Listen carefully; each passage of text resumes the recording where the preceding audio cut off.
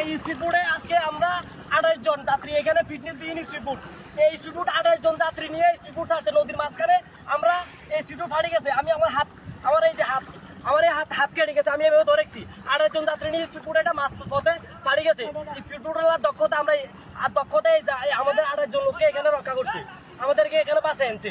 ঠিক আছে, এই হাতিয়াতে ডেলি প্রত্যেক দিন প্রতিনিয়ত স্পিডবোট ফাটে। এই স্পিডবোট মানুষের জীবন হানি হয়, নদী পথে ফাটে। ফিটনেস বিহীন স্পিডবোট তারা চালায়। ভাই দেখান, এই যে দেখান স্পিডবোট, এই যে স্পিডবোট এগুলা, এই যে এখানে এই স্পিডবোট 28 জন। এই সামনে দেখেন এই যে ফাটে গেছে। এখানে আমি ধরে রাখছি 28 জন যাত্রী নিয়ে এই স্পিডবোট নদীর মাঝখানে ফাটে গেছে। ঠিক আছে, এখানে আমরা অনেক কষ্টের বিরুদ্ধে খোদা আল্লাহ থাকার কারণে আর আমাদের মায়ের মুরব্বী দোয়া আমরা বাঁচিয়ে আসছি। ঠিক আছে, হাতিয়ার ঘাটে আজকে হাতিয়ার ঘাটে যে দেখান, এই যে দেখান, আজকে 28 জন লোক আমরা বাঁচিয়ে আসছি। আর উঠতে কোথাও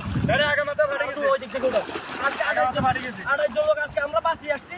আমরা যে বাঁচবো এটা আমাদের কল্পনা ছিল না। নদীর মাঝখানে এই স্পিডবোট ফাটে গেছে। স্পিডবোট এই যে যারা স্পিডবোট চালায় সবগুলো ফিটনেস বিহীন, এগুলোর একটাও ফিটনেস নাই ভাই। ঠিক আছে, আমি এটাই জানাই যে হাতিয়ার ঘাটে যে স্পিডবোট গুলো আছে এগুলো যাতে একটাও না চলে, এগুলো একটাও ফিটনেস নাই, এগুলো সব অকেজো, এগুলো বাইরে থেকে আনা।